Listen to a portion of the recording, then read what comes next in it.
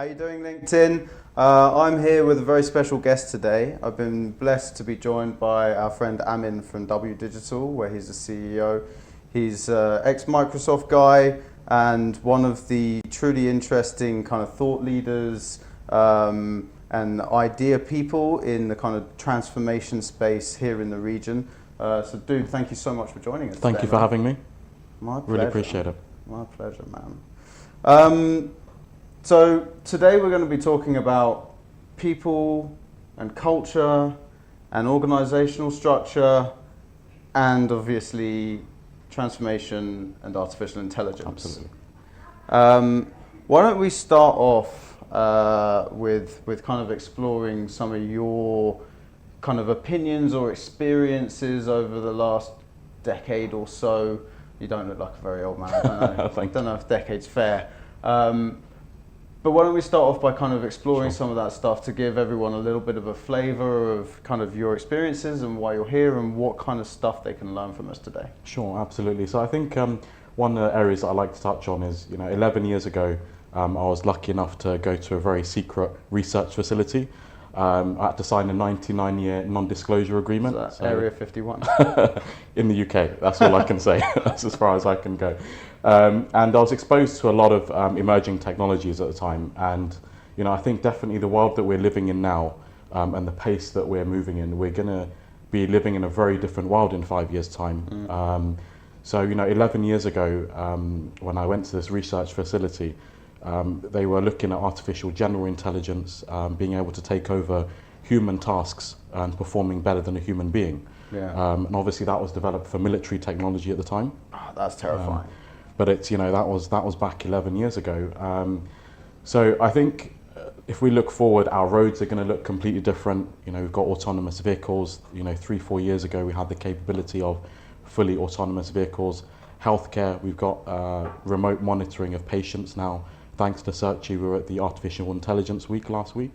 How was it? It was really good. We had an executive panel with Her Excellency, Dr. Miriam, who's one of the leading scientists in the UAE.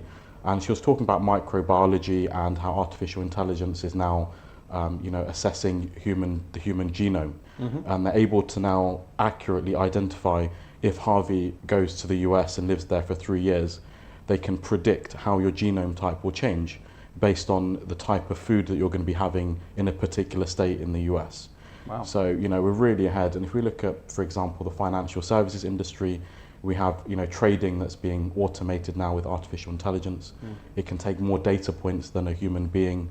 And, it's getting to a stage now where it can more accurately predict indices than a human. So I think we're going through a rapid pace of change. We really need to be, aware of our roles and how they're going to change, and that's one of the areas I'll be touching on throughout the session today. And that's one of the really interesting things about the whole kind of artificial intelligence work that's being done at the moment is its ability to scale in terms of what it can do at the same time, the number of computations it can do at the same time, and how much data it can ingest and how quickly it can do that.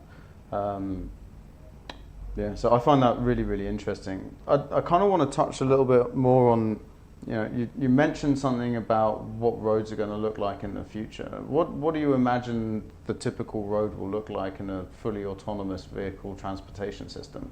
I think we're going to have a lot more sensors. I think we'll need a 3D infrastructure. I think here in Dubai, we've got layers and layers of roads already building up depending on where you are. I think there are some areas, we've got freeways and flyovers that are, 5 times over themselves, right? So I think we're going to have more and more of a 3D infrastructure. I think Elon Musk's talk about it, a lot in terms of, underground transportation and obviously flying taxis, which we've had the first few pilots of a few years ago in Dubai. So I think we're going to have aerial transportation, which will ease up the roads. And also, the autonomous vehicles, I think, will become more ride sharing, so you'll have more people per car. So hopefully it will ease up the congestion. Everyone will be James Bond. I'll have my own queue. Just suddenly out of nowhere, I get a helicopter to just take me to work, right? I think we're there with the RTA in Dubai now. So they successfully piloted the drones a few years ago. Right, the quadcopter ones, right? Quadcopter, that's the one. Yeah, cool. So let's kind of touch a little bit on this kind of technology in the workplace conversation. Sure. Obviously, with your background with Microsoft, you've been through that kind of journey. You've seen a lot of that journey where we've kind of moved into that area of transformation where there was a lot of IT happening. What are some of the lessons that you saw, or lessons that you learned and experiences that you had that helped you to understand kind of how people are adopting technology and how that's influencing the way that they interact with their teams? So I think we're definitely going through a phase where the technology is starting to outpace, organisations being able to keep up with the change, and is affecting every individual in every role. So it doesn't matter what industry you're in, doesn't matter what sector you're in, what role you play, whether you're in legal, HR, finance. There's a rapid change in how your role is going to shift. And if I look at the experience with large enterprise organisations, with small companies that are transforming, we're reaching a phase now where smaller companies are taking over in terms of innovation, large Fortune 500 companies. And last week at the Artificial Intelligence Week again, we were exposed to a slide from a large consulting firm that showed Fortune 500 companies and their lifespan, right? So going back 30, 40 years, the lifespan would have been about 45 years for a Fortune 500 company. Now we're down to 13, 14 years. Yeah, that's crazy. So that's, that gives you an indication of how much organizations are changing and what happens when, you don't keep up with the pace of innovation. We've seen what's happened with Blockbuster, with HMV, these big brands that haven't been able to keep up. And if you look at the companies, huge companies out there, if you look at the, rental market, Airbnb doesn't own any property. Uber don't own any cars. So these industries are transforming with companies that don't even own assets. Yeah. So in terms of how it's changing people and culture, it's always the IT guys, right, historically. So the IT guy, you're the IT guy. I hate that label so much. You're the IT guy, we need to implement this change. And when we look at the impact across the organization, what's starting to happen more and more is these advanced technologies are coming in and people aren't being able to keep up with the pace. It's affecting legal, it's affecting HR, it's affecting finance, because their roles are being more and more influenced. They're being kept aside, they're being isolated. Yeah. IT is still, implementing the technologies. They're not really doing user testing effectively. The educational piece isn't there beforehand, and they're not looking at the organizational skill set beforehand, and they're taking a reactive approach where once the technology or solution is implemented, they're like, okay, our team's really struggling, we need to reskill. It needs to be a proactive approach rather than a reactive approach, and you really need to assess the whole organization. And what it leads to and the wider impact, I think we focus on technology too much. I totally agree. We focus too much, and I say that as coming from a pure tech background. I think there's way too much emphasis on the technology, and we need to focus on what is the real impact on people. And the impact is people feel isolated, right? And the isolation, people don't know where they fit. If you were to go to a company today that's going through a fast innovation cycle and ask them, where do you see your role in a year's time? Where do you fit in the organization's future? They probably wouldn't be able to give you an answer. Just to jump in on that as well, I find it really interesting as technology is becoming easier to adopt, right? Smaller teams are beginning to define the tool set that they want to work with. So with tools like Slack, for example, the organization might have its kind of corporate messaging, internal messaging service. But then a team inside of that organization might say, do you know what, this thing's useless for us, it doesn't help us with what we need to do, so we're going to use Slack. And they just kind of self-organize around these tools as well. It's quite an interesting shift to see that although autonomy may not be granted by the organization, the really affected teams are taking control of their own destiny, right? That's true, you do see that. And the term is used shadow IT, which is these silo teams going and being heroes. It is, and they're doing their own thing. And the organizations tries to block that or try to bring them back to a consensus.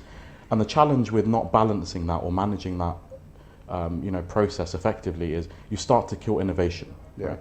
You try to build everyone to conform to the same values, Yeah. the same approach, and you start to dilute the whole point of having diversity. Yeah. And on the diversity piece, we really need to also look at, are we just bringing in diversity for a tick box exercise, Yeah. or are we trying to really bring it into the organisation to drive innovation, which comes from a diverse group of people who've had really diverse life experiences? And what you do is you bring them into a corporate organisation, and you kill that by creating a governance process that doesn't allow the individual to really, reflect their own innovations, their own ideas, because they're constantly guided by this one area. So I think there needs to be a lot more freedom in terms of driving innovation and allowing teams and people to express their own ideas and play and experiment and fail. I think failure is a really important aspect.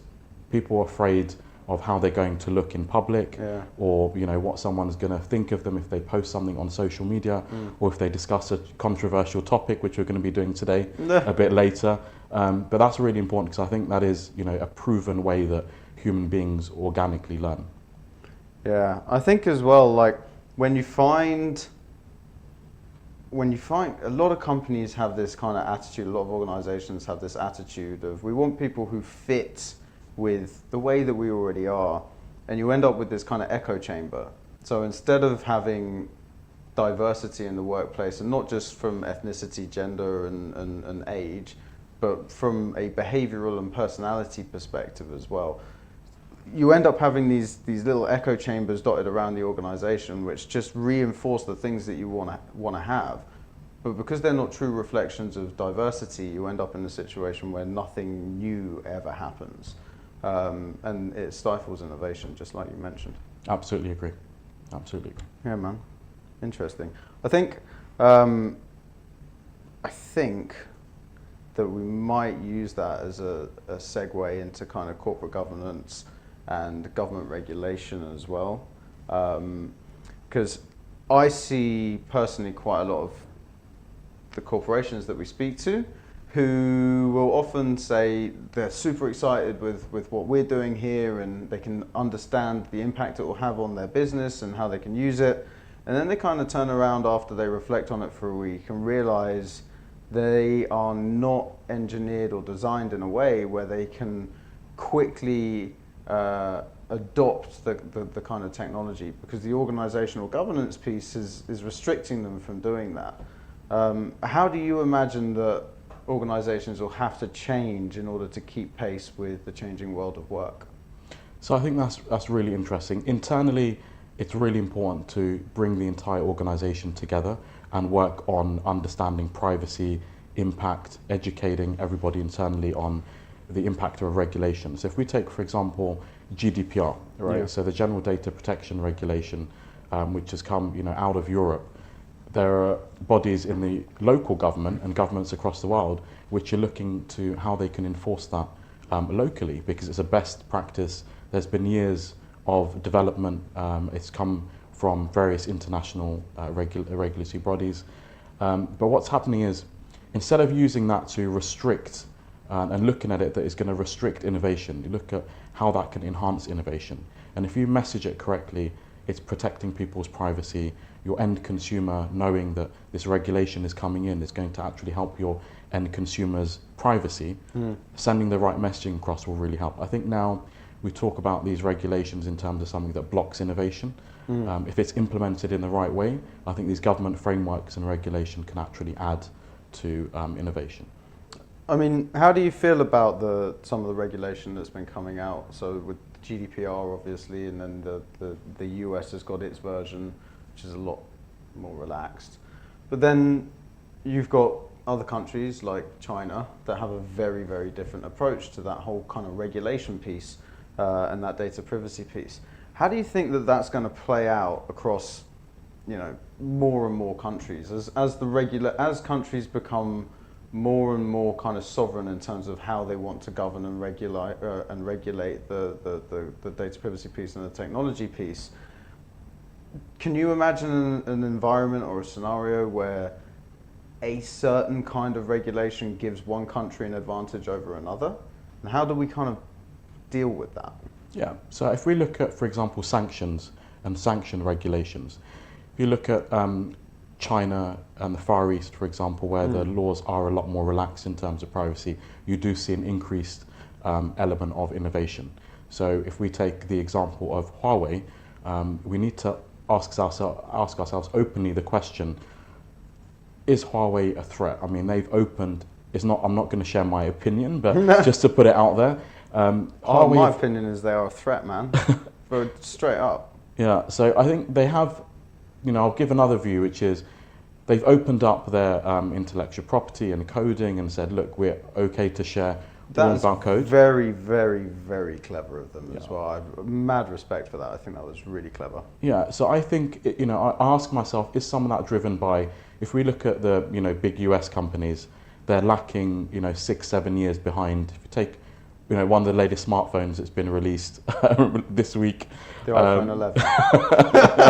It's all right, you be I'll be conservative. You be political and conservative, and I'll just call it like it is. Huawei's a threat. iPhone 11 is 7 years behind Huawei. There we go. The camera system is, is 3 years old. Huawei pushing out that technology. So I think both countries, both governments have pros and cons. I think there is I would feel more comfortable with my privacy in probably the US than the Far East. Yeah. But at the same time, that is driving a pace of innovation. If we look at 5G technologies, the leading companies are Chinese. in China, in China. So I think getting that balance, really, organizations, I feel like the World Trade Organization need to step up and take a more of a stance on an international regulation, which creates a fair playing field, rather than individual countries dictating sanctions in their own way, because it does create an unfair economic scenario. Yeah, I think I just want to kind of reiterate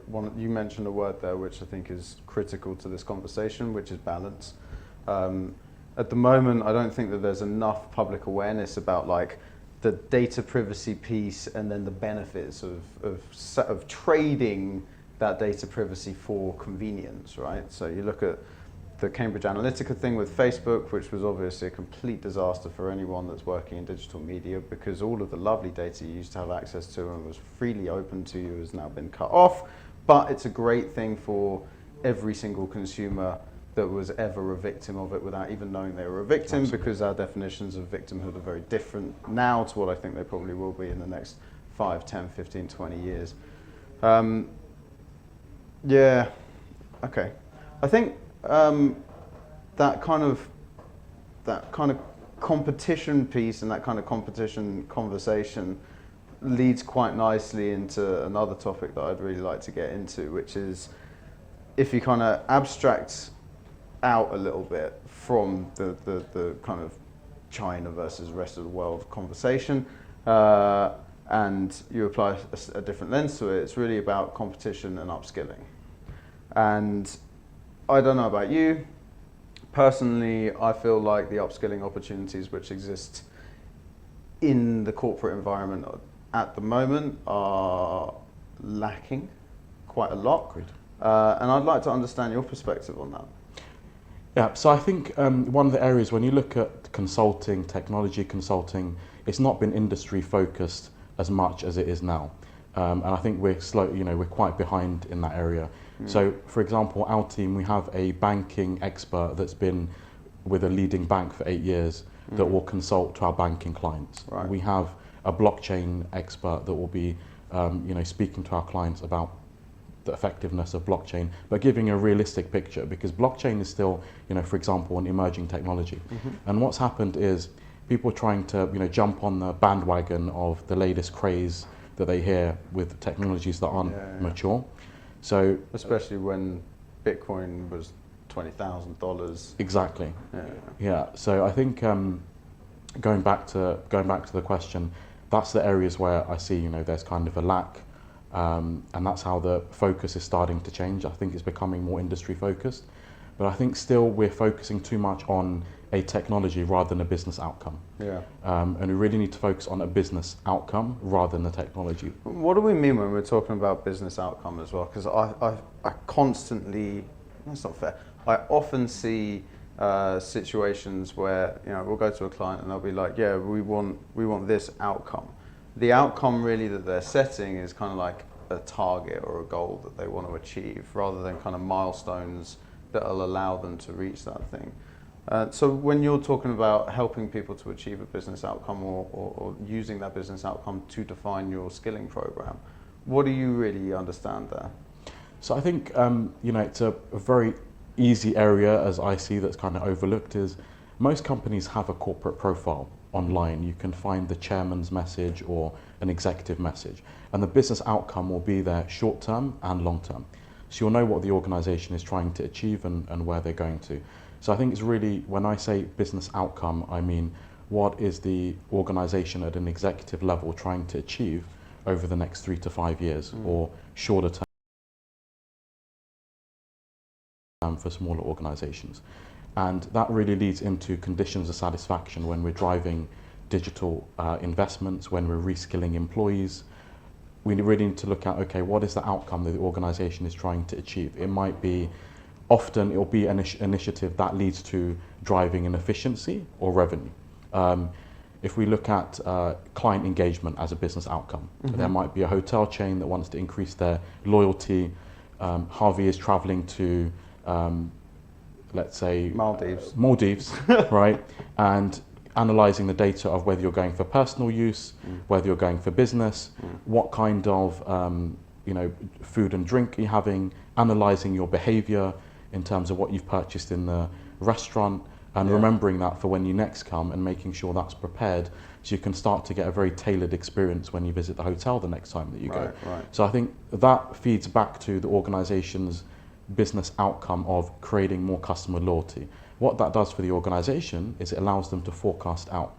Is the client will then start booking in advance. They'll book their trip because they like the hotel chain 2 months in advance, 3 months in advance, or they'll buy credit with the hotel, or they'll join a rewards membership scheme with the hotel, so they can start collecting that data. So it drives the business outcome of loyalty and brand loyalty, and it drives that competition away to that particular organization. So that might be a business outcome that, for example, a hotel chain would focus on. Cool, that's a great use case, thank you. You're welcome. I kind of think that a nice follow-on question from that as well would be around the design of teams and the structure of teams and the size of teams, because from what we've seen, there's 100% there's like an optimal team size, and from what we've seen, that kind of sits between 8 to 15 people in a team, and that team kind of becomes loyal to each other. So we work hard to try and satisfy the other people in the team in order to achieve a particular outcome, business outcome, whether it's helping to increase customer loyalty or getting people to book a little bit earlier, a little bit further out from before they do their trip, or buy some credits with the hotel. I can imagine an environment in the future where teams do consist of 8 to 15 people, and they're kind of self-organized as well. So today, for example, you might be in a completely different team, but we do a little project together because we do have these scenarios where people are in kind of multiple different teams at the same time, right? So you might have a project that you need to kick off, and you might be like, yeah, I remember doing some work with Harvey. He was really good at this thing, and his attitude towards this thing was different to someone else. So I want to pull Harvey into my team, and Fran, who's helping us on the cameras today, into my team, and a couple of other people, and you kind of self-create, self-organize this team. Do you think that, or how do you think that having that loyalty to your self-organized team, how do you think that will impact people's desire and appetite for learning? So I think the customized learning piece comes in then, and learning is changing massively now. So I think accessibility to learning with online platforms is increasing more than ever, and actually the cost effectiveness is increasing, which is one of the biggest blockers to education. Previously has been cost. We remember the days of huge tuition costs. Now you can do online courses that are free, or $5. YouTube. Yeah, exactly. So I think that's Udemy. Shout out to Udemy as well. Udemy. So I use Udemy a lot. You do as well. I do. I don't think that I'd be able to keep up with some of the smarter people in this office if I didn't have Udemy. I use Udemy a lot. So it's a great platform, and platforms like that do provide that accessibility learning. So I think what's changing is that team structure is great. I do think that's an optimal team size. But as those teams learn, it's important to create a knowledge share in the organisation. Yeah, man, you took the words. Really, really important to create. Yeah. There is a large consulting organisation that I've consulted to before that have a knowledge base where every single project that is delivered goes into the open knowledge base of the company, so they can see who the client was, what they did, and how effective the program was. Now, why that's important is a lot of the times you're not going to get approval for a case study from a client, right? And probably 8 times out of 10 you're not going to get approval. Yeah. Where does that knowledge go? Where does that learning go? So that knowledge bank is really important. Going back to the e-learning, while we've got that structure of independent teams learning and using online learning, how do they facilitate that learning to outside of their team and keep the communication gap, remove the communication gap, with the rest of the teams that might not be aware of what they're doing. So I think it's important to have high-performing teams that are very focused, but at the same time ensuring they communicate their learnings and what they're working on, so they're not isolating themselves from the rest of the organisation. Have you ever tried running a silent meeting? I haven't, no. We could try it on this session. So we do quite a lot of complicated stuff in the room behind me. And we have different people with different levels of understanding for lots of different stuff. And we kept coming up against this problem where the communication gap between the guy with the PhD in organizational psychology, the girl with the PhD in AI and maths, and then me or the software engineering team or the data science team or the sales team, the gap was so wide. And for months and months and months, we kept trying to hold these meetings where we'd go through something and we'd explain something, and everyone, it would be fairly abstract as well. We'd get a pen and write on the glass and be like, okay, so it kind of looks like this shape, and it's got these arms that come off of it, and then it does this thing. And as we're communicating it, we think that everyone understands what's going on, what we're describing.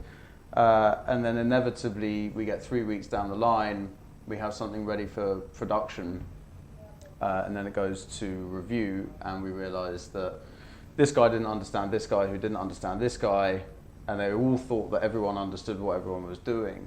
So one of the processes that we've been experimenting with over the last week or two has been this concept called a silent meeting. And it's basically a meeting that happens in silence. Okay. So you don't actually speak. What you do is, in preparation for the meeting, the person who's leading the meeting will write a 1 or 2 page summary that has enough of the information or the kind of baseline information that everyone needs to understand before they begin or commence with the project. So the beginning of these silent meetings is a table reading, a silent table reading, where obviously it doesn't matter if you're physically around the same table, but you'll dial into this meeting or you'll be physically present in this meeting. And the first 10-15 minutes are just read through that kind of summary and briefing document all together at the same time, and then start, because we use Microsoft Office 365, shout out to Microsoft, you got it. So we use Office 365, and it allows us to collaborate on the document. So we can comment out on specific pieces where we have questions. So you end up with 6 or 7 people all commenting on different parts of the document and kind of responding to each other. So you'll comment on piece A, and then I'll comment on your comment, and then the person that wrote it will comment on both of our comments, so as we then develop our understanding. So now when we go in to actually start building the thing or designing the thing, we all begin from the same baseline. We know that everyone has the same level of understanding of the task that's required before we begin. And for us in the last 2 weeks, it's been really, really valuable. That's amazing. You touched on the point of the different levels of skill sets. And I think there it's important to, now we're living in a world where it is affordable for pretty much every organization to run an assessment on hundreds of employees at a very cost-effective rate. And using search as an example, you're no longer looking at hundreds of dollars or in cases thousands of dollars to assess a candidate or assess the skill set and the organisation. I think the other point that you touched on, the organizational psychology part, that's really important because there are, differences in people's learning ability. Oh, for sure. Right, and learning style as well. At the learning style as well. So you've got visual learners, theoretical learners. Yeah. You have, also the growth mindset. There are people who are learn-it-alls, and there are people who have the know-it-all mentality. Yeah. So how do you tailor that, and how do you tailor your communication? I think that really touches on. We spoke about organisations trying to do a one-size-fits-all. I think we need to start taking a step back and looking at, okay, how do we now customize that learning again? Yeah. Because I think it is prohibitive, because when we try to create, in corporate organizations, you have the same corporate compliance training video that goes out to every single employee. A lot of them won't be receptive because, I'll be honest, I've been in companies where there'll be a compliance session. I was consulting to a bank, for a very large investment bank. When I went in, we had to, before you can get your access card, you have to go through a compliance training video. And when we were in that session, there's a purpose-designed room to go through your, financial compliance. People are on their phone, Yeah. They're WhatsApping, they're on, Facebook or whatever, or playing Candy Crush here. Paying attention to They're the not paying actual attention to thing. the video, and that's because their learning style is different. Yeah. So, and then we need to ask the question: has that investment into this training been effective? So this kind of leads into this kind of embracing people's idiosyncrasies idea, right? Absolutely. So, going back to the diversity conversation that we had earlier as well, there's, like you say, there are lots of different learning styles, and not everyone learns in the same way. And similarly, not everyone behaves in the same way. Not everyone holds the same things equally important. I don't really mind if there's paper on the table, because kind of orderliness and that sort of thing isn't really something that I mind too much about. Someone else, on the other hand, may be very OCD about how things are laid out, right?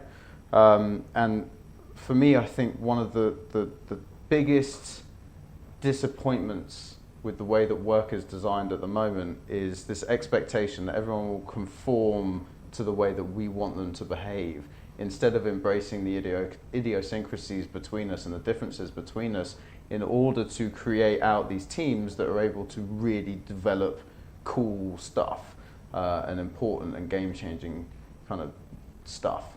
And I think that's one of the things that I'm really excited to see change over the next 5 years, right? Is how do we redesign the working environment? How do we redesign our mindsets as employers in order to facilitate the idiosyncrasy of the individual and put that person into a team which is embracing of those differences and that diversity in order to produce a result, whatever that result or desired business outcome is. I think that's something that could be really, really interesting and transformed a lot over the course of the next 5, 10, 20 years. I think that's a really important point that links back to what we were discussing with the environment and the lifetime of a Fortune 500 company and why that's reducing. Is that if we look at the new wave of talent that's coming through, they do have completely different learning styles, different behavior and different literacy levels, especially when it comes to technology. And we've got these old systems in place that we're trying to bring in a new generation of talent to try and fit in and innovate. And one of the other areas that you see, might ruffle some feathers here, but the HR side of things, there is a lot of tick box exercises that we're talking about that focus isn't there. There's a diversity aspect, which is to meet a ISO compliance standard of some sort, to put a certificate on the wall. Well, there's a lack of data fluency in HR. There's no doubt that data fluency piece as a competency is rare to find in the majority of organizations, from my perspective. I don't know, maybe I'm wrong. If I'm wrong, people feel free to call me out for being wrong. But I would venture that it's uncommon to find data fluency and data literacy in the HR departments as much as any other departments as well. And I think that's going to be a fundamental shift in mindset in future generations too, right? So I've got 2 kids, I've got a 3-year-old and a 6-year-old. And I cannot imagine them leaving school without learning basic data fluency principles, basic data literacy principles, because if they don't learn those things, how on earth are they going to compete in the workforce of the future? Absolutely. And if you take things like that, I wasn't taught at school, which was, you know, being financially responsible, and not just literate, but also responsible, how to deal with difficult situations in life. If I could change the educational system, I'd definitely have a class on how to deal with, you know, toxic environments in the workplace, you know, or scenarios in life, and financial literacy. And, you know, you're in environments where that education isn't really up to scratch. And what you're, you know, mentioning around the environment of learning and the different styles, I think we really need to have a dynamic work environment, right? So there are people that like to learn online. There are going to be people that like in-class training. There are people that like to be in the office. There are going to be people who would prefer to sit on the beach with their laptop, right? So what is the most productive environment for that individual? And there needs to be a backtrack in terms of how we structure the organization from the bottom down, in terms of allowing a level of flexibility depending on, you know, people's different working styles. Do you think that the kind of education system and the learning system as it exists today is designed to create mediocrity? No. No? But I do feel there's a mindset, there's this old mindset of learning which does need to change. So the old system that's in place now isn't going to be effective. You mentioned about the kids. You know, kids in 5 years' time probably won't have teachers. The majority of their learning is going to be online. And when we go back to skills and reskilling people, what happens to teachers? With autonomous driving, what happens to taxi drivers? You've got masses of roles. That's at a basic level. But with artificial general intelligence, you've got, you know, the legal aspects which are now being handled by artificial intelligence, financial trading, compliance, healthcare analysis on MRI scans being run by artificial intelligence that can pick up abnormalities in an MRI scan. So what happens to these roles when we're not reskilling and repurposing these roles? So I think it takes it back to that. I wonder what's got to change from a mindset perspective as well to truly create this environment of continuous learning and lifelong learning. Because the way that I look at it at the moment, it's got to be, it's a 50-50 thing, right? You've got to have the people who are interested in doing that lifelong learning and reskilling and upskilling, and then you've also got to have the employer that creates an environment, not just financially incentivizing it, not just paying for the course, but genuinely creates an environment where you can carve out 4 hours a week, 8 hours a week, 12 hours a week, whatever it is that you need to in order to do that learning. Because it feels a little bit unreasonable for an employer to say, okay, Amin, you got to go and learn this deeply complicated subject and you got to do it in 6 months, and you also have to do all of your day-to-day stuff at the same time, and we don't expect to see any performance drop. Off you go. That's a really interesting topic. I think that area comes down to, if you look at how incentives are in organizations now, again, they're not tailored, right? So having flexibility in that. So there are individuals in the organization that are at different stages of their life or different experiences that are not incentivized by finances, right? So absolutely right. Yeah, I've worked with you know, a lot of people during my career that have no response to financial incentives. I remember asking, we had a complication with, you know, one of my previous employees. He's, you know, in his late 40s. And he's achieved a lot of his goals in his life. You know, he wanted to buy a property for his family, etc. He's met a lot of his personal goals. And I remember asking him, by the way, did your bonus, you know, get sorted? Because there was slight complication in the data. And he was like, yeah, I think so, I haven't checked. And I followed up with him a few more times, and he just wasn't bothered because his driver is impact. What am I here? What's my purpose in life? And what am I trying to achieve? Those performance drivers and the fluctuation and variance in performance drivers from one individual to the next are insanely interesting. Yeah. You know, and I mean, it would be lovely, wouldn't it? It would be absolutely lovely if everyone conformed to whatever we were using in order to create like a structured incentive plan. If we could just, in like this ridiculous universe that doesn't exist, obviously, if we could find everyone that just really appreciated being incentivized in the same way, that sounds like it would be a great thing. But invariably it wouldn't, because what you would end up having there is a bunch of people who all just think the same, do the same, behave the same. Absolutely. And it stifles that innovation, that problem solving, that challenging mentality. Yeah, I'm really pleased that you brought up the incentives part. I'm really surprised at how many large organisations don't have organisational psychologists, right? Yeah. Because a lot of organisations say we can't tailor incentives. You can. So you can have an incentive which can be a cash incentive, Yeah. and you can also have a non-cash incentive of the same value. So an employee might prefer a holiday and time away, which you could give to them that will have a cost to the organisation, rather than a financial incentive. Someone like the individual that I mentioned, I figured out He that sounds awesome. Does he need a sales job? he's awesome. He is awesome. He'd prefer time away with his family at this stage of his life, and there is a financial component to the days off that we can calculate in the year and use that incentive just to give him more time off work to spend with his family. So that's a really important element. Cool, man. Right, if anyone's got any questions, Fran, are we all right with the stream? My little preview here is not looking too great. We good or we not good? Yeah, cool. Okay.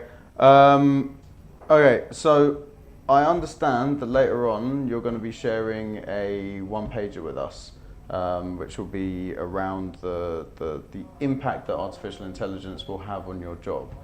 Can you tell me a little bit about what's going to be inside it? Sure, absolutely. I think one of the areas that people are kind of scared to talk about is people are scared to talk about something that's emerging or something that's big today, i.e. artificial intelligence.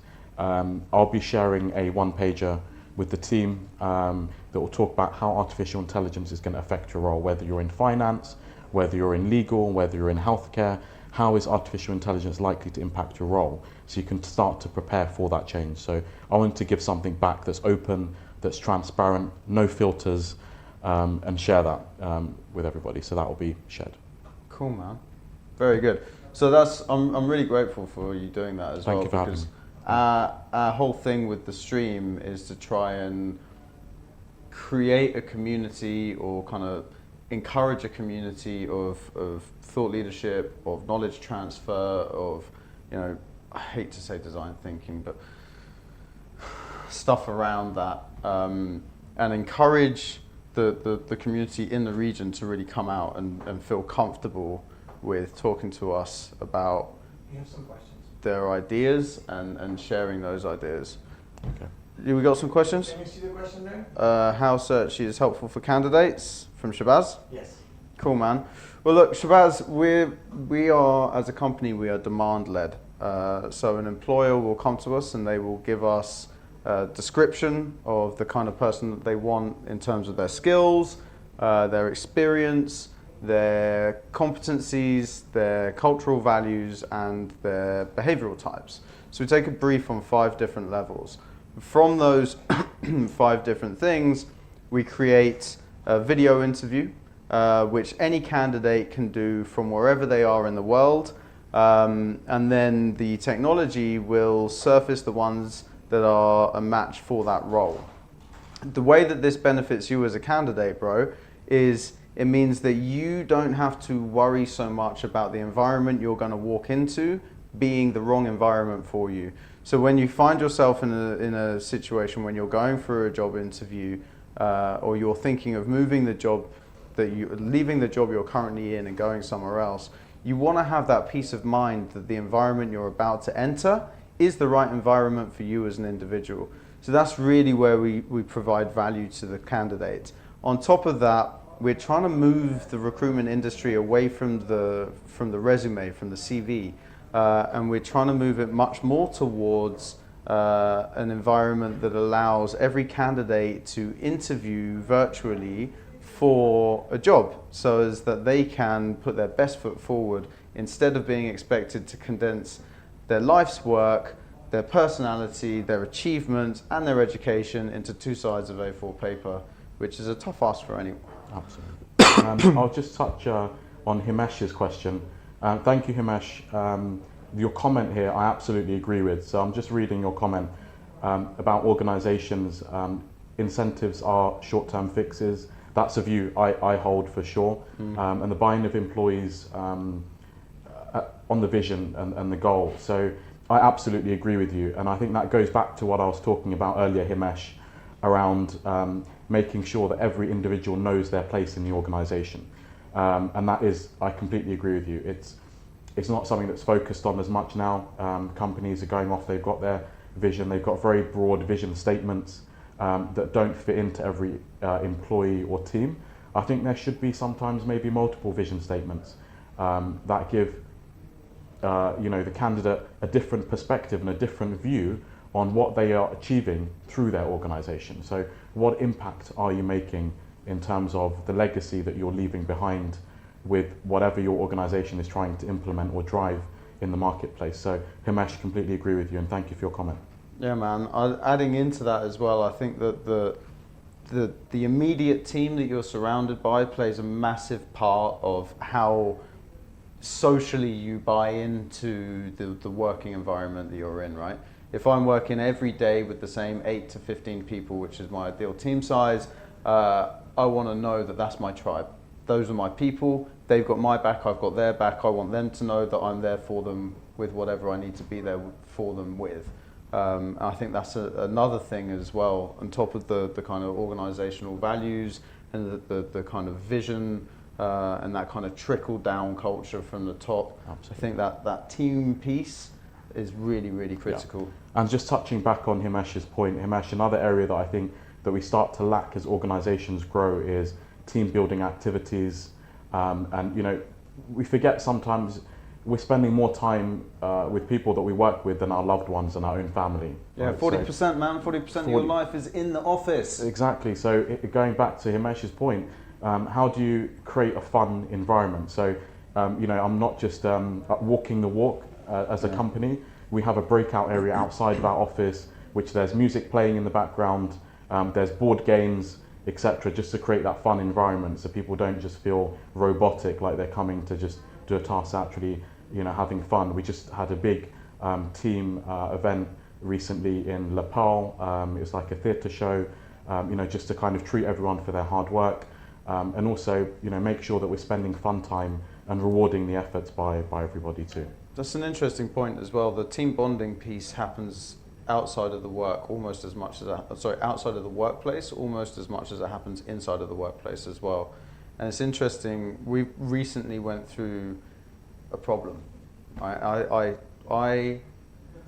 overpromised something to a client, which I shouldn't have done, and I came back here and I told the guys what I'd done, and after the first 20 minutes of despair and anger directed towards me, everyone turned around and goes, and this is on a Thursday night, right? This is at 6 o'clock on Thursday. I came back in and I said, guys, on Wednesday we need to deliver this thing. And I know that it was just a concept, but I accidentally said that we might be able to do it by Wednesday. I'm sorry. But I didn't put any pressure on anyone to do anything. And the response that I got after everyone had a moment to process it was everyone self-organizing and turning around saying, okay, I need to do this, you need to do that. If you can get me this, I can do this on Saturday, I can do this on Friday, and then on Sunday we'll have the core piece done. And then if we work into the evening on Monday, we'll be ready on Tuesday and we can QA everything. And that self-organization comes from the team having confidence in each other and being loyal to each other as well. I was blown away. So thank you guys if you're watching. I hope you are. Himesh, what do you mean when you say behavioural aspects being evaluated? Could you elaborate on that? I used to work for an org in London that used to employ shy people who were brilliant in tech tasks but have very limited people skills. So how do you ensure that we have some social responsibility or equality in hiring with AI?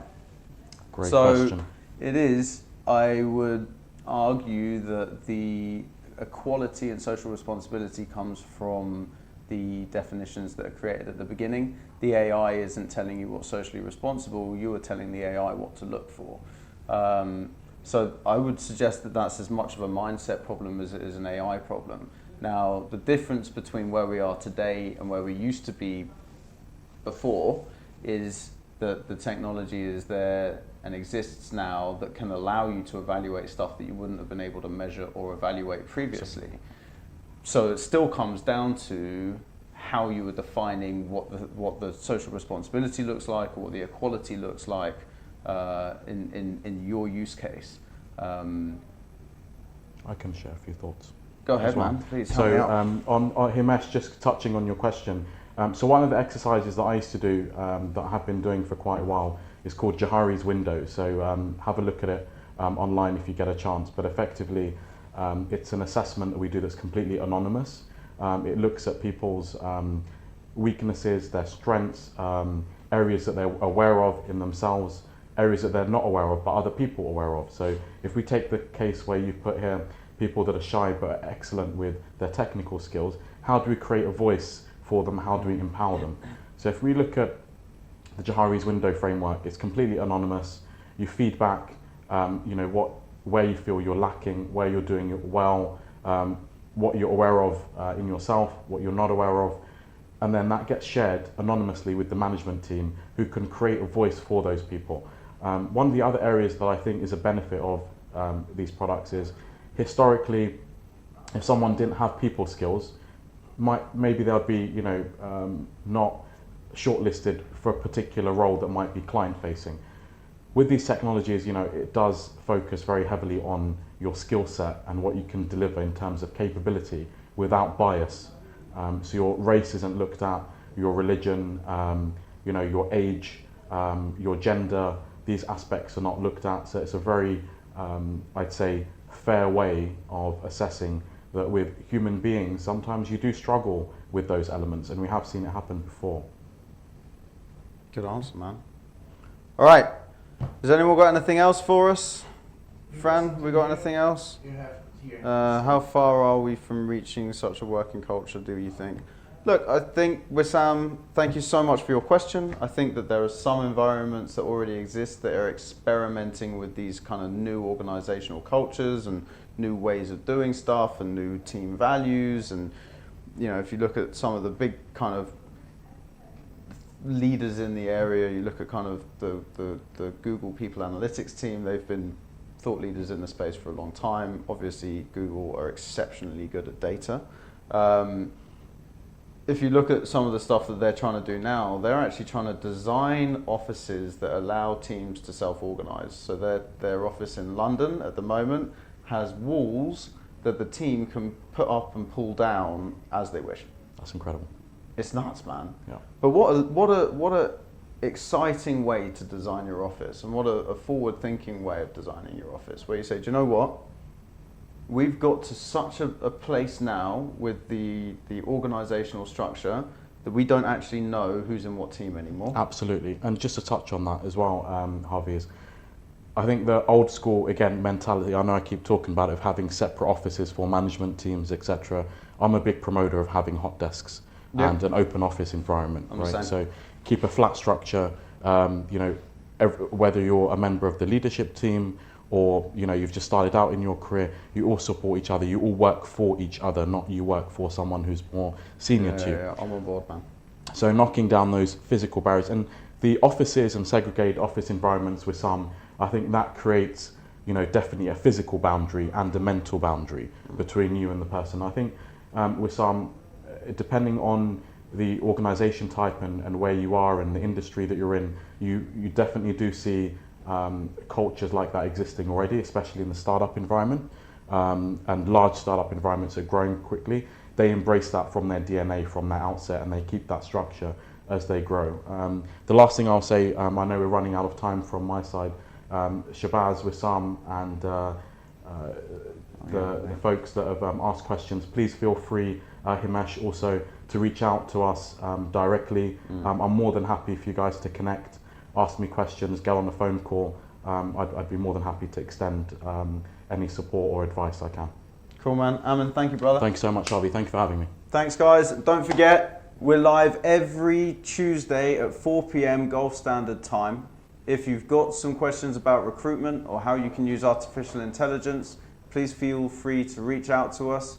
And as usual, if you've got any ideas or things you'd like to contribute, we are super keen to continue developing out a community of knowledge transfer, with principles of knowledge transfer, idea sharing, and kind of open collaboration with people. So please feel free to get in touch, feel free to share your ideas, and we look forward to seeing you next week. Thank you, Thanks. guys.